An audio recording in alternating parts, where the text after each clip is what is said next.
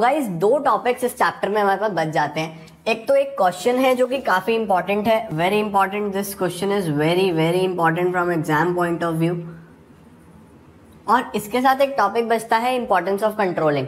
ये भी अपने आप में एक काफी अच्छा सवाल है, बट इतना इंपॉर्टेंट नहीं है as compare to this. This is very important और एग्जाम में आने के हाई चांसेस। तो इसी के साथ स्टार्ट करते हैं। क्वेश्चन होता है कि what is the relationship between planning and controlling. या तो इस तरीके से आता है कि प्लानिंग और कंट्रोलिंग का रिलेशनशिप बताओ, या फिर आता है कि planning and controlling are inseparable twins of management. Planning और कंट्रोलिंग को इनसेपरेबल ट्विन्स कहा जाता है, यानी ये अलग अलग नहीं हो सकते, एक साथ चलते हैं। इसमें एक क्वेश्चन और भी बन जाता है जो मैंने आपको पहले भी बताया कि planning and controlling both are backward as well as forward looking. ये भी एक क्वेश्चन बन जाता है पूरा का पूरा। तो इसके अंदर तो हम ये 4 पॉइंट्स लिखते ही हैं, बट अगर ये क्वेश्चन बना तो आपको ये वाला पॉइंट एक्सप्लेन करना होगा। शुरू करते हैं सबसे पहले relationship between planning and controlling के साथ। तो आंसर जब आप लिखोगे तो सबसे पहले मीनिंग लिख देना दोनों का, प्लानिंग का भी मीनिंग लिख देना और कंट्रोलिंग का भी मीनिंग लिख देना, जो आपको मैंने बिल्कुल शुरू में समझाया ही है। मीनिंग लिखने के बाद फर्स्ट पॉइंट तो मीनिंग का बनाना, दूसरा पॉइंट लिखना planning and controlling are interlinked. Interdependent भी कह सकते हो, एक ही बात है। प्लानिंग एंड कंट्रोलिंग इंटरलिंक्ड है और इंटरडिपेंडेंट है। इंटरलिंक्ड इंटरडिपेंडेंट कैसे है इसको समझते हैं। देखो प्लानिंग क्या है और कंट्रोलिंग क्या है इसको समझो, दोनों कैसे इंटरलिंक्ड है। प्लानिंग बेसिकली क्या होता है? प्लानिंग होता है फ्यूचर के बारे में सोचना और डिसाइड करना कि हम फ्यूचर में क्या करने वाले हैं। लेकिन प्लानिंग सिर्फ पेपर पे होता है। Planning is what? Just paper work, कि हमने लिख लिया, कर लिया। इससे ज्यादा जरूरी होता है एक्चुअल में इम्प्लीमेंटेशन करना, क्योंकि प्लानिंग हर कोई करता है लेकिन इम्प्लीमेंटेशन हर कोई नहीं करता। आप में से बहुत से लोगों ने एम करा है, टारगेट करा है कि हाँ 95% बोर्ड्स में लेने, बट क्या आपने सच में इम्प्लीमेंटेशन करा है या आप करोगे?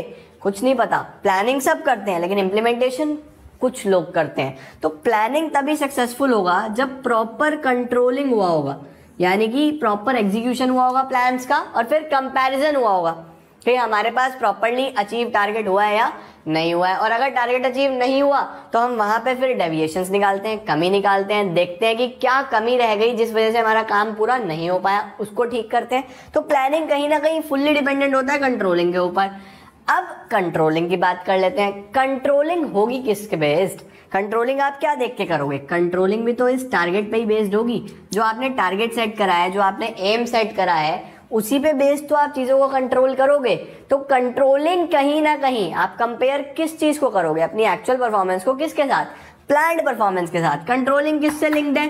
प्लानिंग से। तो ये दोनों ही आपस में इंटरलिंक्ड है। सिर्फ प्लानिंग का भी कोई एग्जिस्टेंस नहीं है और सिर्फ कंट्रोलिंग का भी कोई एग्जिस्टेंस नहीं है। अगर ये दोनों एक साथ चलते हैं तो काफी पावरफुल रहते हैं हर ऑर्गेनाइजेशन के लिए। इसीलिए कहा जाता है planning and controlling are interlinked as well as interdependent. फिर आता है हमारे पास planning and controlling both are backward as well as forward looking. सबसे इंपॉर्टेंट कॉन्सेप्ट, प्लानिंग और कंट्रोलिंग दोनों ही फॉरवर्ड लुकिंग भी है और बैकवर्ड लुकिंग भी है। अब देखो कैसे हम लोग इसको समझने की कोशिश करते हैं, मैं आपको बताता हूं। सबसे पहले अगर हम लोग एक पॉइंट ऑफ व्यू से देखें, सिर्फ एक पॉइंट ऑफ व्यू से, अब ध्यान देना। देखो planning is always done for future. Planning हमेशा किसके लिए करी जाती है? फ्यूचर के लिए करी जाती है। तो यहां से समझ में आता है कि प्लानिंग इज फॉरवर्ड लुकिंग। और कंट्रोलिंग हम लोग क्या करते हैं? अपनी पास्ट परफॉर्मेंस को मेजर करते हैं, चेक करते हैं। तो यहां से समझ में आता है कि कंट्रोलिंग इज बैकवर्ड लुकिंग, क्योंकि हम पिछले के सारे काम देख रहे हैं। तो कंट्रोलिंग क्या हो जाता है? बैकवर्ड लुकिंग हो जाता है। ये तो सबको समझ में आ जाता है कि प्लानिंग बेसिकली क्या होता है? Deciding in advance what to do, how to do, when to do, by whom it is to be done, कि फ्यूचर में कौन क्या करने वाला है। तो प्लानिंग इज फ्यूचरिस्टिक, उसका फीचर भी था future oriented, forward looking. Controlling में क्या करते हैं? हम चेक करते हैं कि जो प्लान करा था वो ठीक से इंप्लीमेंट हुआ है या नहीं हुआ है, तो पीछे देखेंगे, बैकवर्ड लुकिंग हो गया। बट क्या कंट्रोलिंग सिर्फ इतना ही था? क्या कंट्रोलिंग सिर्फ इतना ही था? या कंट्रोलिंग में देखने के बाद हम लोगों को उसमें गलती निकालनी थी और गलती का फ्यूचर में सुधार भी करना था? हम लोगों को ये भी मेक श्योर करना था कि इन फ्यूचर वो गलती ना हो। अगर डेविएशन से तो उन्हें दूर भी करना है। तो कंट्रोलिंग तो फ्यूचर की भी बात कर रहा है। तो इसीलिए कहा जाता है कि कंट्रोलिंग बैकवर्ड तो है ही है, उसके साथ साथ फॉरवर्ड लुकिंग भी है, कि पीछे तो देखेगा ही देखेगा, लेकिन वो जो काम हुआ है वो प्रॉपरली नहीं हुआ तो क्यों नहीं हुआ, उसका कारण, फिर उसको रेक्टिफाई करेगा। तो फॉरवर्ड लुकिंग भी होता है। अब फर्दर जब नया टारगेट सेट होगा, सपोज हमारा जो पिछला प्लान है वो पूरा नहीं हो पाया किसी वजह से, हम लोगों ने कहा कि हाँ कंट्रोलिंग करी पूरा नहीं हो, तो अब नई प्लानिंग करनी पड़ेगी। अब जो नए प्लान्स बनाओगे क्या वो बिल्कुल शुरू से बनाओगे या अपनी एक बार पहले पीछे देखोगे, अपनी पुरानी मिस्टेक्स देखोगे कि हमने गलती क्या करी। कहीं ना कहीं प्लानिंग करने से पहले भी हमें पिछली गलतियां देखनी पड़ती हैं, तो प्लानिंग में भी हमें एक बार बैकवर्ड तो देखना पड़ेगा, तभी तो हम नए प्लान्स बनाएंगे। तो इस तरीके से हम लोग कह सकते हैं कि प्लानिंग में भी बैकवर्ड देख के ही फ्यूचर के बारे में प्लान्स बनाए जाते हैं। तो देखा जाए तो दोनों ही, प्लानिंग भी और कंट्रोलिंग भी, बैकवर्ड लुकिंग भी है और फॉरवर्ड लुकिंग भी है। इसीलिए कहा जाता है कि planning and controlling both are backward as well as forward looking. तो ये काफी इंपॉर्टेंट फंक्शन बन जाता है और काफी इंपॉर्टेंट पॉइंट बन जाता है। एग्जाम में इस पे भी क्वेश्चन आता है, तो क्वेश्चन आएगा तो आपको ये पूरा एक्सप्लेन करना है किस तरीके से प्लानिंग भी बैकवर्ड फॉरवर्ड है और कंट्रोलिंग भी बैकवर्ड फॉरवर्ड है। मूविंग फॉरवर्ड, फोर्थ पॉइंट क्या आता है, अगर हम रिलेशनशिप की बात करें, प्लानिंग इज प्रिव whereas controlling is evaluative. Prescriptive word कहां से आया? प्रेस्क्रिप्टिव का मतलब होता है प्रेस्क्रिप्शन, एक तरीके से रिटर्न में कोई डॉक्यूमेंट होना। तो ये कहा जाता है कि planning is basically a paper work, बस कागज पे लिखा जाता है कि हम ये करने वाले हैं, फ्यूचर में इस तरीके से करने वाले हैं, तो बोला जाता है कि प्लानिंग सिर्फ प्रेस्क्रिप्टिव है, कागज पे होता है। जबकि कंट्रोलिंग इवैल्यूएटिव होता है। इवैल्यूएटिव का मतलब उसमें एक्चुअल काम करना है, इवैल्यूएशन करना है। इवैल्यूएशन तो आपने प्रोसेस में भी देखा, चेक करना है कि काम ठीक से हो रहा है या नहीं हो रहा है। तो ये भी हम लोग बोलते हैं कि प्लानिंग एक पेपर वर्क है और उस पेपर वर्क को चेक करने के लिए ही कंट्रोलिंग आया है, इवैल्यूएशन आया है। तो planning is prescriptive whereas controlling is evaluative. तो चारों पॉइंट्स की मदद से हम लोग बोल सकते हैं कि प्लानिंग कंट्रोलिंग दोनों ही एक साथ चलते हैं।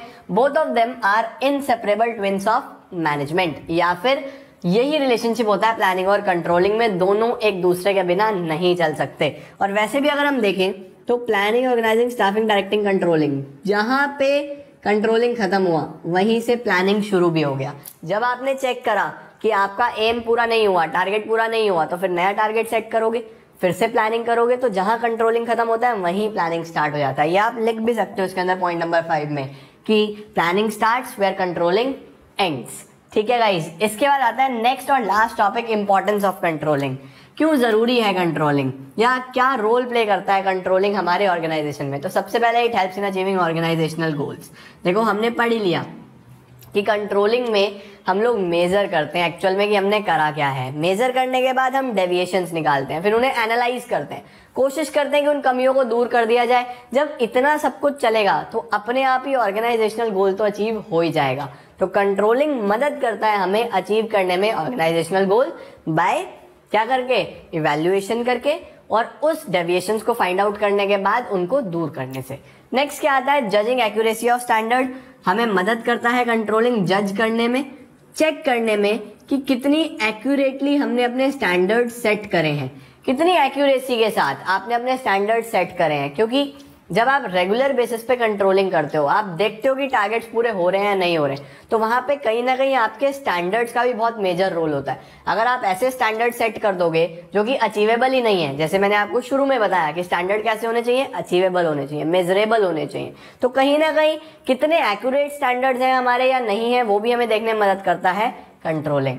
उसके बाद आता है making efficient use of resources. Efficient use of resources कैसे?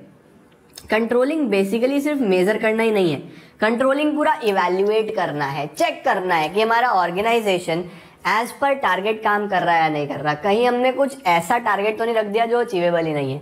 तो हम लोग इसमें टाइम टू टाइम अपने टारगेट्स भी उसमें चेंजेस करते रहते हैं। हम अपने रिसोर्सेज को इस तरीके से यूज करते हैं कि हमें मैक्सिमम आउटपुट मिले विद मिनिमम कॉस्ट मिले। तो ये कोशिश रहती है स्टार्टिंग से ही, जैसे आपने मैनेजमेंट की डेफिनेशन में पढ़ा था कि effectiveness as well as efficiency दोनों होना जरूरी है। तो यही कंट्रोलिंग का एम होता है कि हम लोग जितना भी हमारा गोल है या जो भी हमारा ये टारगेट है ये पूरा हो by making efficient use of resources. इसके बाद आता है इंप्रूविंग एम्प्लॉय मोटिवेशन। अब एम्प्लॉय मोटिवेशन कैसे? एक अच्छा मैनेजर या एक अच्छा कंट्रोलर जब चीजों को कंट्रोल कर रहा होता है, ऑर्गेनाइजेशन में देख रहा होता है, तो वो एम्प्लॉयज को अच्छे से हर चीज समझाता है, एक्सप्लेन करता है। जब स्टैंडर्ड सेट करे जाते हैं तो मैंने बताया ना कि वो अंडरस्टैंडेबल होने चाहिए, एम्प्लॉयज को समझ में आए। जब एम्प्लॉयज को लगेगा कि हाँ हमें सारी चीजें बताई जा रही हैं, हमारे साथ डिस्कशन हो रहा है, तो कहीं ना कहीं एम्प्लॉयज के लिए भी वो एक काफी अच्छा मोटिवेशन बन के सामने आता है और एज अ कंट्रोलिंग अगर हम देखें पूरी ऑर्गेनाइजेशन के लिए वो काफ़ी अच्छा है कि अगर आपके एम्प्लॉयज़ मोटिवेटेड हैं तो वो अपना बेस्ट देंगे, 100% देंगे, तो जब आप कंपेयर करोगे परफॉर्मेंस को तो वो अच्छी ही आएगी। तो कंट्रोलिंग अगर अच्छे तरीके से हुआ है तो कहीं ना कहीं एम्प्लॉयज़ के लिए भी वो काफ़ी बड़ा मोटिवेशन बन के सामने आता है। इसके बाद आता है इंश्योरिंग ऑर्डर एंड डिसिप्लिन। जब भी कोई आपको अच्छे से कंट्रोल कर रहा है, चेक कर रहा है, आपको पता है कि लास्ट में कंट्रोलिंग होनी है, आपका जो आपने जो भी आउटपुट बनाया है वो कहीं ना कहीं कंपेयर करा जाएगा, तो उस ऑर्गेनाइजेशन में एक ऑर्डर और डिसिप्लिन का सिचुएशन बना रहता है। वहां हर एम्प्लॉय को पता है, हर इंडिविजुअल को पता है कि मेरे काम की चेकिंग होगी, एक्यूरेसी चेक करी जाएगी, और अगर मैं पकड़ा गया तो कहीं ना कहीं मेरा ही फॉल्ट है, मेरा ही नुकसान है, वहां पे मेरी सैलरी भी डिडक्ट हो सकती है। तो हर एम्प्लॉय अपना बेस्ट देता है, एक डिसिप्लिन का बिहेवियर होता है और एनवायरमेंट अच्छा बना रहता है ऑर्डर के साथ। लास्ट होता है फैसिलिटेट कोऑर्डिनेशन इन एक्शन। हम लोग कंट्रोलिंग की मदद से कोऑर्डिनेशन बना के चलते हैं। कोऑर्डिनेशन किसके बीच में बना के चलते हैं? हमारे एक्शन के बीच में। कैसे? कि जो हमने प्लानिंग करी वो अल्टीमेटली प्रॉपर हुई है या नहीं हुई है, ये हमें कहाँ से पता चलता है? कंट्रोलिंग की मदद से पता चलता है। तो कंट्रोलिंग बेसिकली कोशिश करता है कि प्लान्ड परफॉर्मेंस में और एक्चुअल परफॉर्मेंस में एक कोऑर्डिनेशन बना रहे। हम छोटे छोटे टारगेट्स को भी कंट्रोल करते रहे। ऐसा नहीं करना कि आप 1 साल बाद ही कंट्रोलिंग कर रहे हो, आप हर इनिशियल स्टेज के बाद कंट्रोलिंग करो, देखो कि छोटे छोटे गोल्स भी पूरे हो रहे हैं या नहीं हो रहे हैं, और अगर स्मॉल गोल्स भी पूरे हो रहे हैं तो वहां पे आप कोऑर्डिनेशन बना के चलो कि एक्शन इसी तरीके से चलता रहे, रिसोर्सेज के साथ, ह्यूमन रिसोर्स भी और फाइनेंशियल रिसोर्स भी दोनों एक साथ मिलकर काम करें और हमारा ऑर्गेनाइजेशनल गोल अचीव हो जाएगा। तो ये बेसिक इंपॉर्टेंस थी कंट्रोलिंग की, जो आपको एग्जाम में लिख के आनी होती है। ये एक बहुत इंपॉर्टेंट सवाल था और इसी के साथ हमारा part A as well as chapter number 8 controlling is over. बहुत जल्दी हम आपको मिलेंगे पार्ट बी की वीडियोस के साथ, कुछ और नई वीडियोस के साथ। बस एक चैप्टर हमारा फाइनेंशियल मार्केट बचा हुआ है, उसको भी खत्म करेंगे। तब तक के लिए वीडियो को लाइक कर देना। चैनल को सपोर्ट करने के लिए आप लोग सब्सक्राइब करके रखो, वीडियो शेयर करो और अपने प्रीशियस कमेंट्स देते रहा करो। Thank you so much.